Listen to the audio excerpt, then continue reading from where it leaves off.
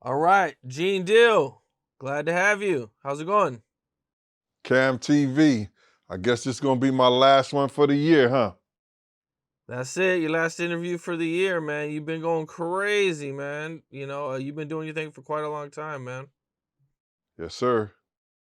Well, being that this is, our first time working, I just thought we'd kind of, get to know you a little bit better and kind of get to know your story a little bit, man. Can you kind of tell everybody about, where you from, where you grew up, and what it was like for you?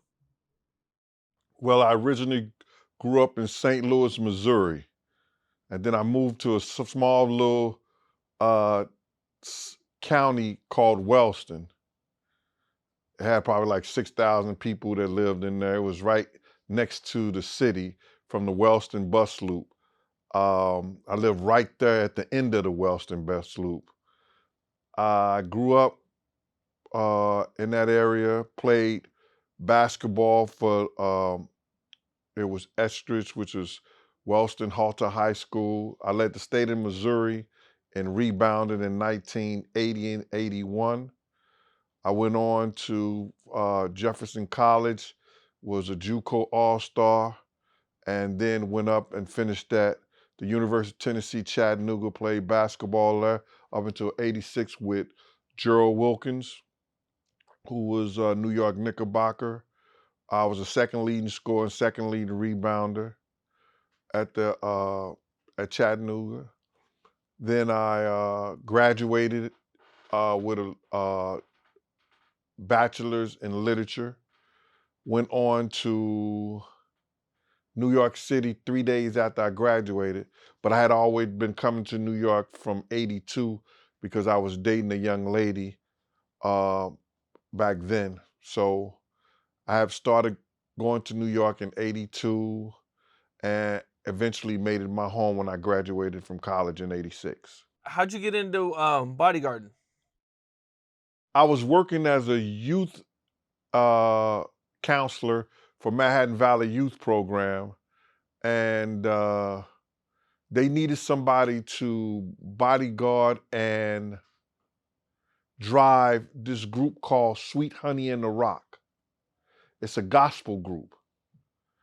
And I bodyguarded them and drove them to Carnegie Hall, made sure all their stuff was straight. And then from that point on, um, I became doing security and everything for our clique, which was called the Same Gang.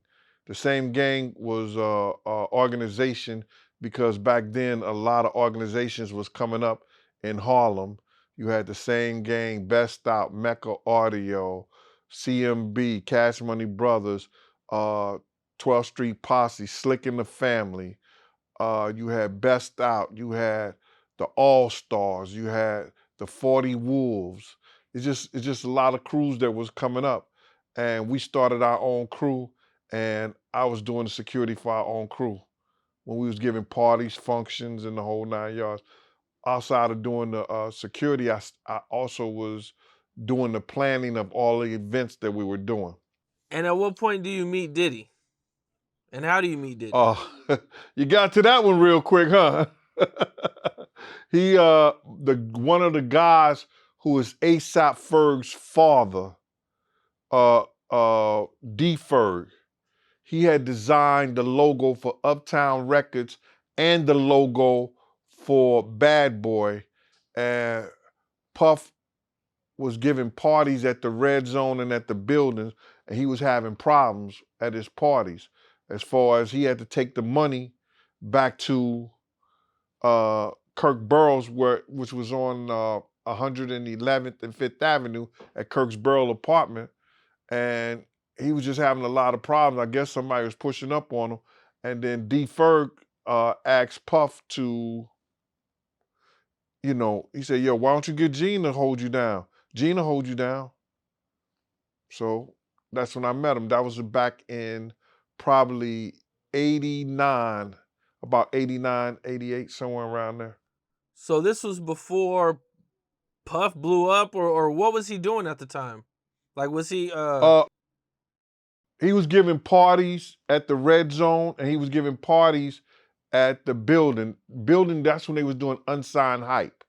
You know, people like Leaders of the New School, Naughty by Nature, Queen Latifah, different groups was coming. The new groups, they were breaking those artists. You remember that place where they shot Juice at? You know, when they had the DJ contest? Have you Yep. seen the movie Juice? Yep. Was that Yeah. Yep. When they had the DJ contest, that was the building. So Puff was doing the Monday night unsigned hype there. He was also an intern and working over at Uptown Records. Okay. Or during that time, okay. And what was Puff like back then? Like nothing. Quiet as a church mouse. He didn't make any noise around us. The dudes, they had a lot of wild guys in the same gang. And he was just back watching. You know, he didn't make any noise. He was real meek and humble, you know. He wanted to be around us.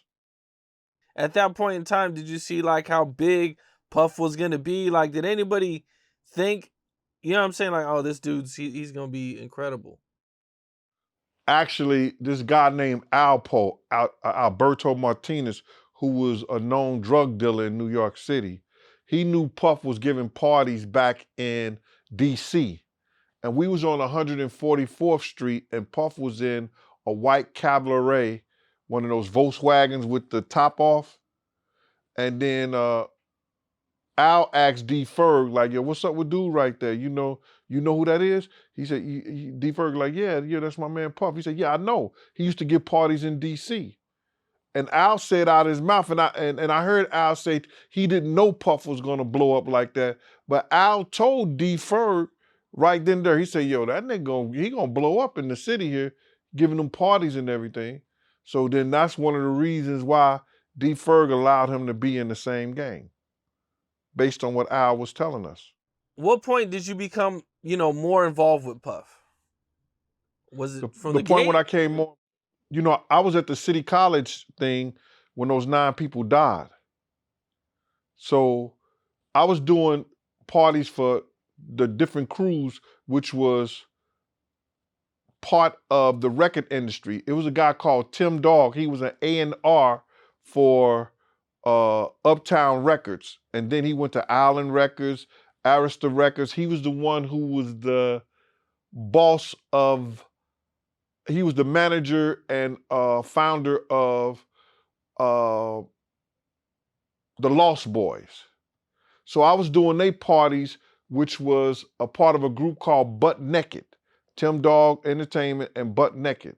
So Heavy D had gave his birthday party, and I have a picture where uh, Puff and everybody was there at Heavy D birthday party, and I did the front door because they was having issues at the front door. A lot of front doors was getting bum rushed and everything. So I got my team together, and I used to have my team and 2 dogs, and that would stop a lot of people from bum rushing the doors and everything, trying to get in those events. So uh, Puff was having a basketball game, him and Heavy D at City College.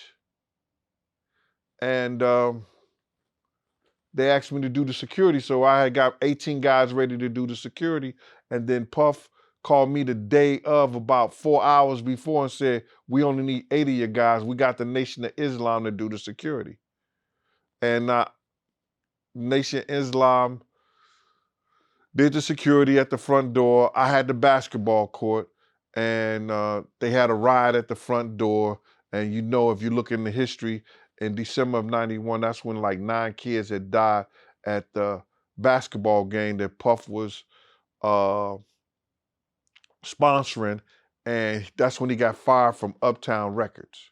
When he got fired from Uptown Records, he took Craig Mack and Biggie with him, and the dudes who was a part of Butt Naked Entertainment actually was getting indicted, and they was the one who was financing Bad Boy at the time. And they were getting indicted, and they end up getting 9, 16 to life sentences. And Puff went on taking Bad Boy for himself and getting a bigger deal with Clyde Davis. and he became, you know, Bad Boy Entertainment.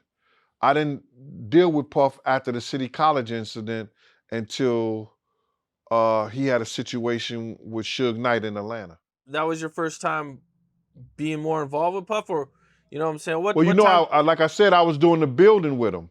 This was way before he became, you know, it was called Daddy's House. So I was dealing with Puff before anybody. You understand what I'm saying? Right, right, Before right, Wolf, right. all those guys. You got to realize this is back in uh 89, 90, 91, all the way up to City College. Wolf and them wasn't around at that time. Then I left them alone after they had that incident, and then we had an incident with Wolf. Wolf came back and got me and said, yo, he wanted me to be a part of the team probably the day after they had that situation with Suge Knight. And then I Okay. said, I didn't want to, and I told him I didn't want to deal with Puff. He said, yo, bro, just look out for him. You got your own contract. You ain't got to answer to nobody but him and me. So Puff brings you on. You're part of the team. Wolf brought me on. Wolf brought me on. Wolf brings you on. Okay. Wolf brings you on. You're part of the team now, Huh? man. And then Puffy's getting this bad boy thing off the ground. And, you know, what is your feelings about Bad Boy and Puff? And, you know, are you seeing like this is going to be huge? But you got to realize I was around Puff only 2 days out the week, or when they had special occasions, or when they went out of town, something like that, because I worked a full-time job. So I had Puff on Saturdays and Sundays. And if they were at the club and I was off of work, they'll call me, yo, Gene, we at this club, can you make it? Yo, Gene, you like that? Because he had other bodyguards. Well, Cassie filed that the lawsuit. And I believe I've seen you speak on Kim Porter about stuff Right. you've seen in the past. So at Right, what point, go ahead. I was saying, at what point did you start to see stuff? The first incident that I found out about Puff and Kim Porter, I was called by Kirk Burrows and Paul. It was Kirk Burrows, I think. And I had to go over to, Puff didn't have no security. He was over St. Luke's Hospital. Him and Kim had got into an incident where she had took a corkscrew and cut his wrist, his right wrist. So I was asked to go over there. And right then I found out that they had an altercation. Kim looked like she was bruised up. And Puff had his wrist wrapped up in a t-shirt that was constantly, there was just blood everywhere. And come to find out, she had cut, I think probably an artery or something in his wrist with a corkscrew. So that's the first altercation I know of Kim and Puff having a certain situation. Pretty crazy thing to go through at that point. Well, that was that was him and his girl, and I didn't see the altercation. I only saw the aftermath of the altercation. And it seemed like she probably got the best of him that time. To me. Okay, so now you go through this incident with Puff, and you kind of see the aftermath of everything, man. You know, what's your kind of general thoughts about everything that you go through at the time? On that particular situation? Yeah. Well, you got to realize is that Puff was a part of our crew. And at the time, he was an underling.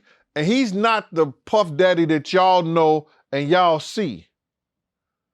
You understand? He still was like a nobody trying to make it to me.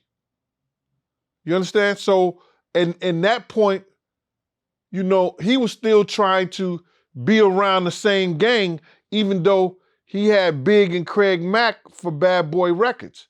They hadn't blown up yet. Craig Mack record was the one that was being played and hot. Biggie was not, Biggie at the time, the Notorious Big. So Puff wasn't even trying to even rap.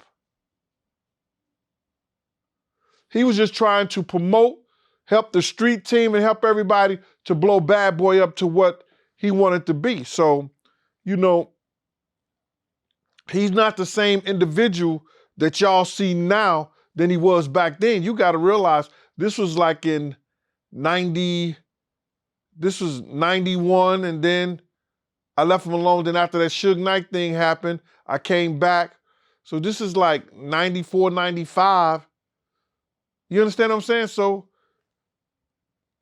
he was just happy for somebody like me who had that status of those different crews to be his big unk to look out for him so nobody would do nothing to him. So now, if you're speaking about allegations with Kim and everything like that, a lot of that stuff started happening after I think around the time Ms. Lopez and him was breaking up. Oh, okay. So that's when you seen things kind of get worse, or you just started seeing things in general?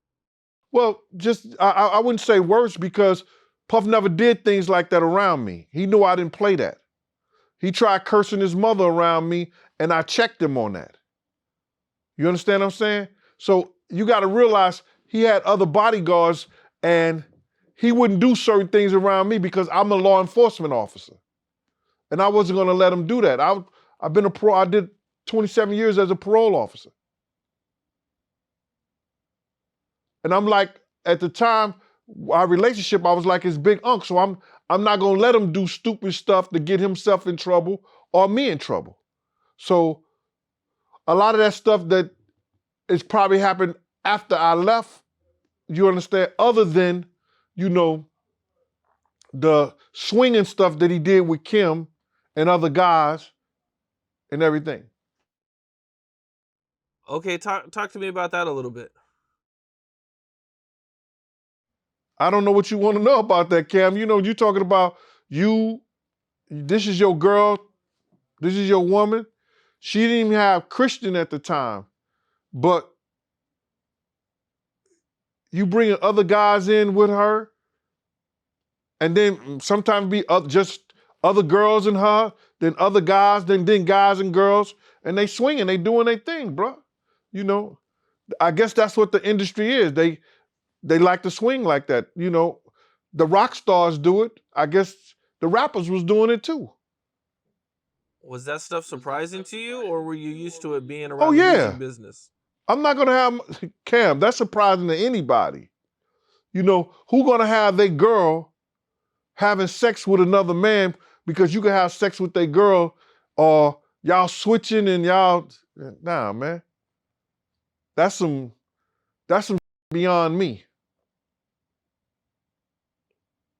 But I know it happens. Mark Curry has said in an interview that Puff broke Kim Porter's nose when they were fighting on a yacht. Did you ever see anything like that or hear about anything like that? I've never seen Puff put his hands on Kim like that, other than snatching her and grabbing her or something like that. But as far as no, I heard of the nose breaking. That was something that I heard of that. I seen somewhere that, you know, he treated J-Lo different than he treated Cassie and Kim. Well, I know that I never seen him with the play fight like he used to do with Kim, because that's how it would start off. He would start off with the play fight, hitting her with pillows and all like that. I guess that love tap, I don't know, that I wasn't into that. I've never been into that with women.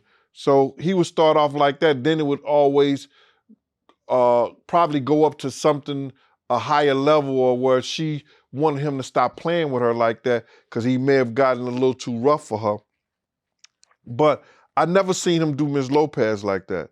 And when J-Lo was around, I used to always just call her Miss Lopez.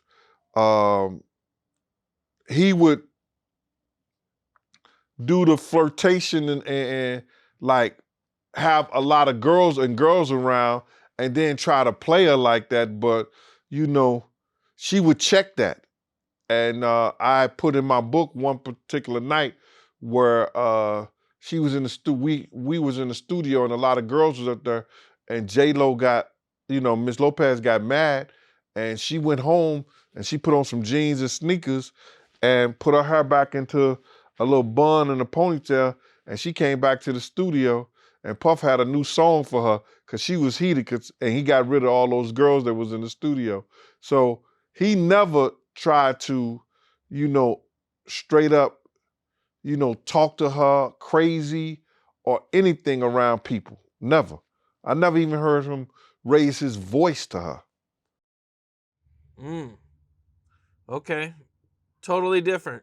Totally different than. Totally different. But you got to realize with Kim them and most other people that I've seen him be around, they depended on him. Ms. Lopez didn't depend on him. She had her own. Okay. Now, Suge and Diddy had this huge, feud going on. There's this picture that recently came out of Suge playing with Diddy's son. What did you think when you seen that? We had saw this picture, and it wasn't the ones that was recently released.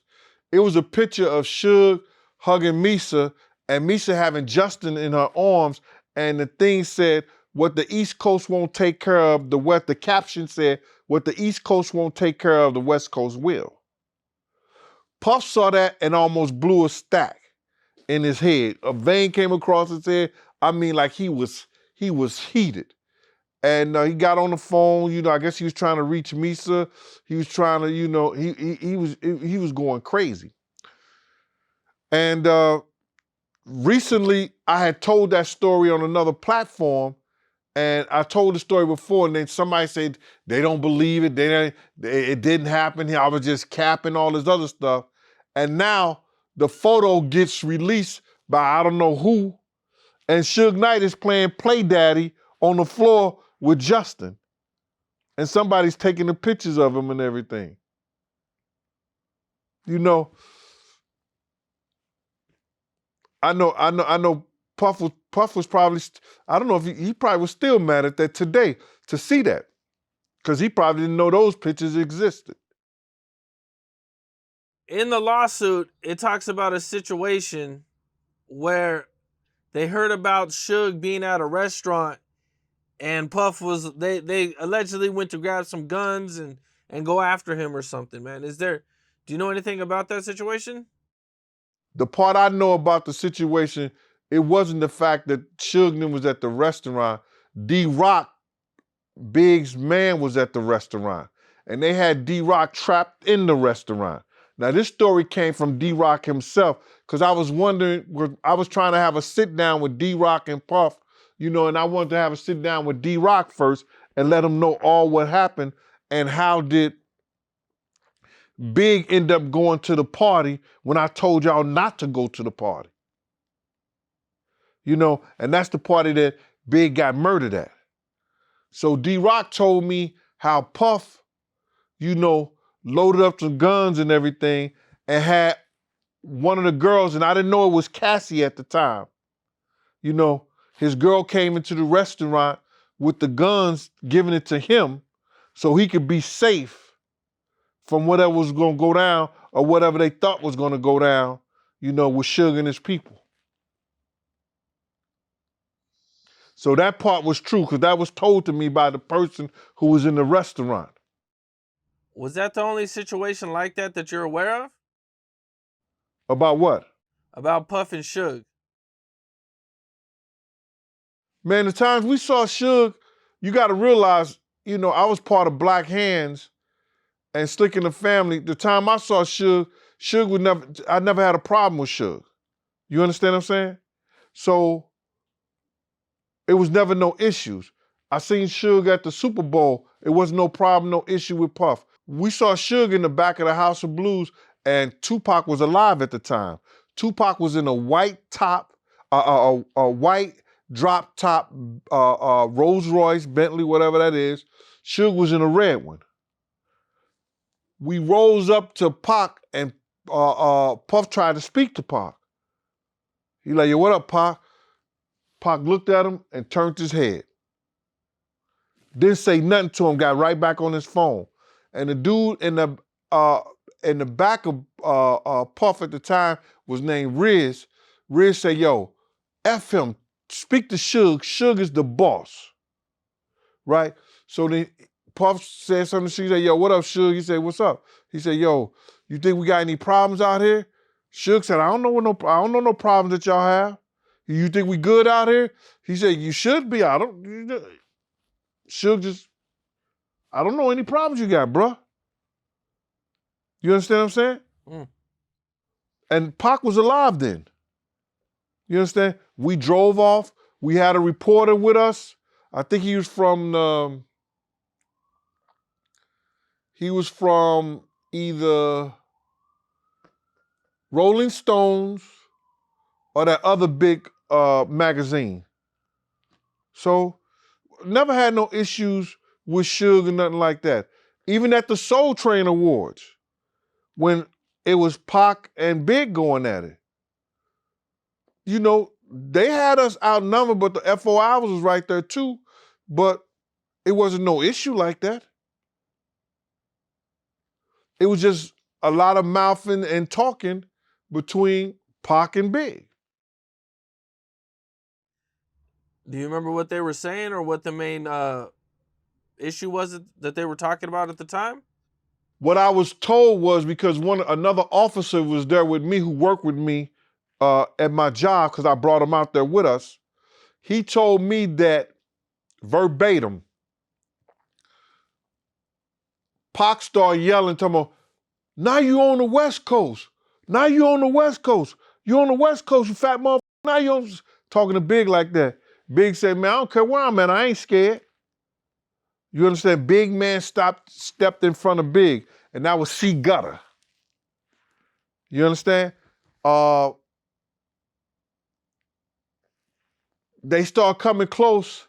Suge was in front of Pac, holding Pac back to the side. C Gutter pulls a gun out on Suge.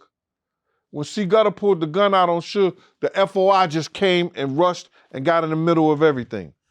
What was Puffy doing? Because I definitely heard a couple different people say that Puffy ran. What happened was we was running to the thing. I was with Puff. We was running to the thing. And this is exactly how it happened. And I don't care what nobody say, bro. So now we was running to the event, to where they was at. We had got stopped by some FOI guys. Puff was getting into it with them. Mustafa, who was Farrakhan's son, stopped the whole incident right there. So he let us go. We was running through there. So now I see Suge them there at the bottom of the steps, coming up the steps. Puff was right here on my left side. On down, it's an embankment where you could jump down and go behind the television media vans. So I told Puff, I'm like this, and I tell Puff, man, just watch out for my family, man. There ain't nothing gonna happen to you. You good. Trust and believe. And so then we start walking. As soon as we got to that wall right there, you could jump down. Puff just jumped down. And then he started running towards the media vans. Then he went up under the fence of the media vans. It's just those little wire fence. You know how they separate the things, the little wires. He pulled it up, went up under the media van, and then next thing I seen him in the middle of the parking lot, and Suge and them had walked past me. Okay. So they had a long feud going. You've been coming out for a while, talking about Puffy, Biggie, Bad Boy, and everything that you've seen and went through has a bodyguard. Have you gotten any death threats, or has anything happened, or has anybody approached you and tried to do anything to you? I get death threats every week, every day, and I've been getting them ever since I came out. So I'm not worrying about anybody doing anything to me. Listen to me. God ain't finished with me yet. When he is, ain't nothing I can do about it, bro. You got to realize every day I went to work as a parole officer, my life was in danger. Every day I worked at a nightclub at Sue's Rendezvous, my life was in danger. Every day I worked at a housing complex in New York City, which was Lambert Housing, one of the worst housing complex that anybody could do security at. That's where the Purple Top gang was at. I was there during that time. Eastchester Housing. I was there when Jamaican Posse was up there. Lambert Housing. I was there when it was crazy over there. Every day of my life, I always had my life was threatened, or I probably couldn't make it home to my kids. And you know I got God on my side, and I take all precautions. I keep my head on the swivel, and I'm not worried about what somebody say they're gonna do to me. I never have, never will. When you grow up in a place like Wellston, you know what I'm saying? People didn't stop at the stop sign, brother. You ask anybody around St. Louis City about Wellston. You don't go through Wellston and stop at a stop sign. I grew up from that type of neighborhood. So when God gets ready for me, ain't nothing I can do about it, bro. Well, okay, and now working with Puff, Bad Boy and everything, man. Casey files this lawsuit against Puff. Were you surprised, and what was your initial thoughts when you first seen the lawsuit filed? When the lawsuit was filed, my initial thoughts on that whole thing is that it was based on because she has some celebrity status. I've gotten calls from two different women who told me that they were trying to press charges against Puff and wanted to come on my platform and tell the people what he done to them. And they said they couldn't get lawyers to take it. Now you got lawyers willing to take anything anybody has to say. Our justice system is messed up, brother, because if you ask those ladies who are coming out now, they probably tried to get a lawyer to take it long time ago, but they wouldn't because of the powers that be. Now that Puff is losing that power, lawyers are willing to go to court and try to get money from him, from their clients, and what people are saying he did to them. Do you believe everything that she said? Do you think it's all accurate? I believe what he paid for. What do you mean by what he paid for? Oh, you mean the 30? Okay, you talking about the settlement that happened the next day. Right. So everything that was in the lawsuit. I don't know all the things that were said, but you're not gonna pay for nothing that you didn't do. So whatever he paid for in that lawsuit, I believe. In the paperwork, it says that he was addicted to painkillers and ecstasy. Have you ever seen anything like that, or when you were around him? I knew he was addicted to painkillers, because after that that incident with Kim, he used to have this little white guy he used to meet, or he would have the drivers go get the pills that he was addicted to from this little white guy who was selling him them opioids. Why do you think it took so long for people to come out and say something? Like I said before, I don't think it took so long. It took somebody with celebrity status who had a legal team that was willing to go to war for her in order to get some justice for her in a compensation matter in a civil suit. I believe there is a lot of guys, a lot of people in that industry that have done things, and people can't get lawyers to go to bat for them. Yeah, there's been a long list of other celebrities since this happened that it came out and a lot of other celebrities started to get sued, what do you think about that list? And, is there anything there that you've heard about?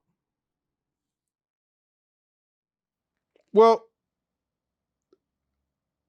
I've heard about a couple of things, but you got to realize is that it's what they can prove.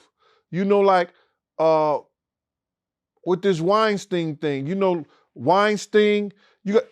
Just take Jimmy Iovine for example. Jimmy Iovine got a lawsuit, but you don't see it on the news.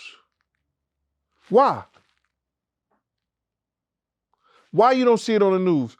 People have been coming out saying things that he said that he did to them, but because his publicists and the people at that be is not allowing that to go down on him.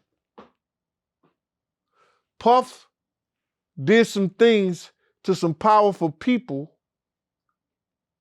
that they're calling in their friends and everything, and everybody's taking their hands off of him. So now he's no longer the altar boy, and he's not in their club anymore. Did you hear him on Jimmy Kimmel? He said, "Yo, I thought we was friends." Jimmy Kimmel knew he wasn't supposed to ask Puff anything about me, but he's not part of the boys club anymore. This right here is going to ruin him, man. It's going to ruin his legacy, everything that he worked for. No, he ruined his legacy, brother. People is trying to say like, yo, y'all going after black man, y'all trying to tear a black man down. No, it's a big difference from a nigga and a black man. He was doing shit to people that he never thought that it would come back at him. Now, if he never did anything to those girls, if those girls was lying, then he would have never settled out. It was a girl that came out, Cam, 2.5 years before Cassie came out, and went on a major platform and told him how he was kicking her, beating her, and made her get rid of 2 kids. A girl named Gina came out on a major platform that he was dating, that she had texts from Cassie, and her and Cassie was texting each other back and forth, and Cassie was saying, "I don't hate you, I know how he is," and they was talking about each other and talking to each other. She came out 2 years ago. So you tell me, Cam, why didn't nobody take her case? Maybe they didn't believe, I could guess. Maybe they didn't believe him because he's puffy. He got a lot of star power. He can fight back. She had no lawyers or nobody that was interested in going through that battle and that long drawn out court battle that they had to file papers. They had to do that 2-3 years ago. 2-3 years down the road, she ain't coming up with a dime. Cassie had the lawyers and the people who put the money behind the lawyers to make sure that her case was clammed tight so she could win. You don't get those type of lawyers, man, without somebody putting some money behind you. Those were high-profile lawyers that had won major cases. Right. Puffy would be a very hard target to go after if you're a lawyer. It would absolutely burn up a whole bunch of money. So if you're not rich or you don't have at least a lot of money, it's going to be really hard to really go through that and fight it in the public. Puffy knows everybody. He knows the media. Everybody likes Puffy. It's an uphill battle for sure. I can see that. And that's what happened, brother. Yo, is women probably gonna jump out the woodwork and say, yo, I had a case against him. I told this lawyer, I told that lawyer, nobody did nothing. Now you got lawyers calling people or putting up billboards. If you got anything on Puffy, P. Diddy, Brother Love, Sean John Combs, Call us. The lawyers are looking for people right now. It definitely made it. He definitely made him an easier target now. Now everybody believes it, and everybody's got their hands out. Right. Right. Well, Like also, nobody believed me about the shit I was saying, and now everybody got Gene Deal stories in their mouth and on their programs. at what point do you think all this came out of Puffy? Like, did you see a change, or was there a point Bruh, where things got I different? believe when I seen Puff on camera smoking a cigarette, and I said, that's not the Puff that I know. To smoke a cigarette? I believe that opioids addiction changed his whole life and changed who he was. He's quietly an addict. So is he responsible for some of the shit that he did? Because of his addiction, yes, he is. But it has a lot to do with drugs, bruh. And that brother might need some help. Well, do you see any legal problems coming from any of this? It's based on what they find in discovery. We know that we have people that's putting a civil suit against them. We know there's people that's putting a civil suit against them. But in that civil suit, if they find something criminal, then there might be a prosecutor who say, yo, listen to me. I want to bring this in. Because we could prove this. What do you think the odds are that there's an investigation into him right now? Well, I think the governor made some kind of, they passed some kind of law on the 17th of November. That's why he hurried up and made, because they've been going through this for 6 months. And it was a law being passed by Governor Holcomb that, whether you sign a non-disclosure or not, if somebody commit a crime and everything like that, you're able to come out and say something against them or tell your story, and you won't lose anything that you made an agreement to. So they passed that law, I think, on November the 17th. So he hurried up and made a settlement so we don't learn the other 32 things that Cassie had in the lawsuit. She had like 60 different things in the lawsuit. They cut it down to 38. So now we're looking at the fact that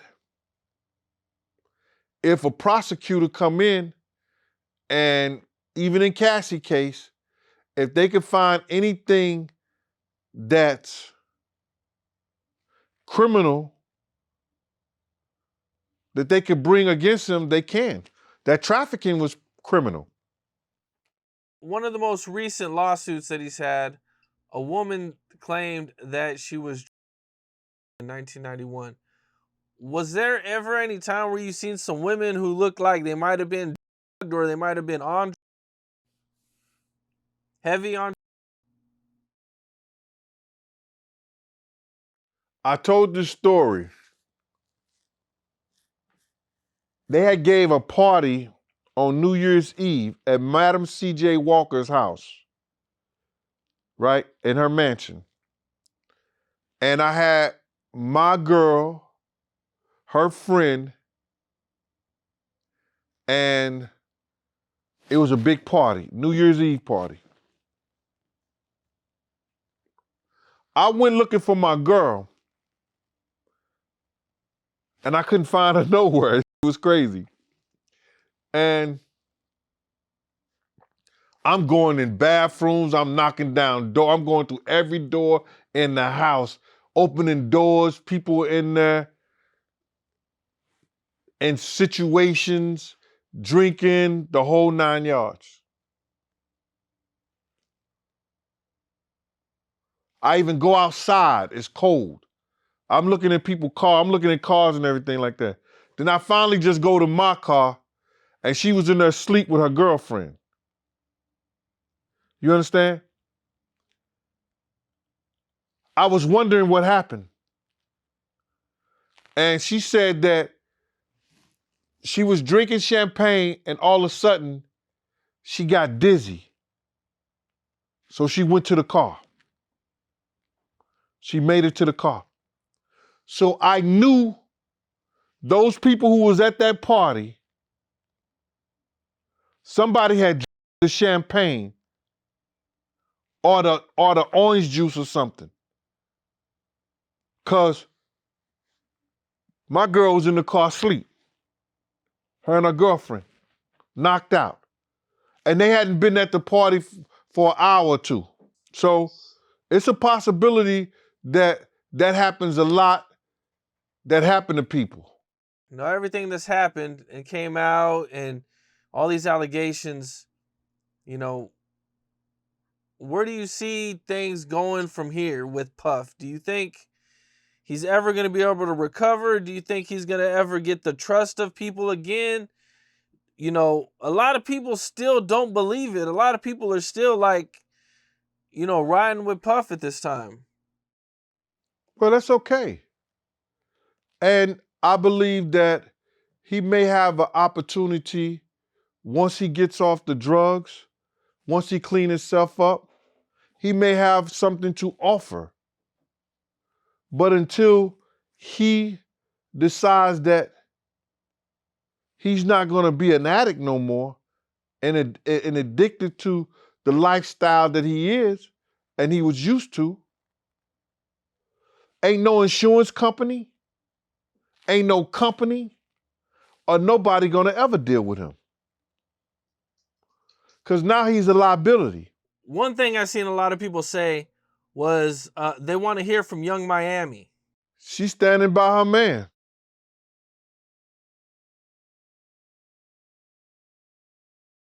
That's what she said, right? I'm standing by my man. Did she say that? I must have missed it. Yeah, I think she said that when they was over in London, that she's standing by her man. That's crazy.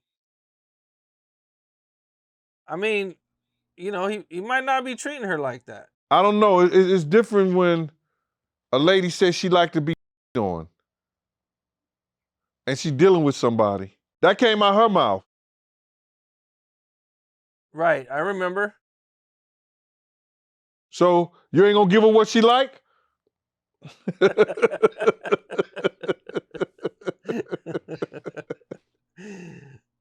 So she might be actually into all this stuff. Or not, you know, not all of it, but some of the stuff that may not bother her. It might not bother her and she might actually like it. She can go get her Birkin bag the next day. So to kind of take it back a little bit before we get out of here, you know, the night the Big passes away, Mase recently came out and said that there was a bunch of bloods outside of his hallway at the hotel. Is there anything to that, or did you say anything like that? Well, when I got there, it was a few people there that could have been bloods. They had red on and stuff like that, but it wasn't no 70 dudes. When I got there, what Mase saw, I don't know what he saw, but it's 2 occasions I went and got Mase. One time he was in the, I think the Century Club in Cali. During that time, I got him out the Century Club. And then early that morning, when Puff had got on a plane and left Mase, we went and got him and let him, some dudes from Black Hands, we went and got Mase. Mase came down, went to his car, and he got up out of there. Do you know who was in there or what was going on, or? Bruh, when I was traveling with Black Hands, that's the Black Gorilla family. And Black Hands, when I was traveling with those dudes and rocking with them, They ain't worrying about nobody. We wasn't worrying about nobody. I went to Mace's room, got Mase. Mase came down, got in his car and left. You know, if it was 70 Bloods at one time, that it could a possibility. You understand? It's a possibility. There was a few guys that was dressed in red that you know, my man them knew, a couple of my dudes knew them. And they were Bloods. So I can't deny what he say he saw or what he did, but when we got there, it wasn't nobody like that. Gotcha. Okay. And if you scared, 7 could look like 70.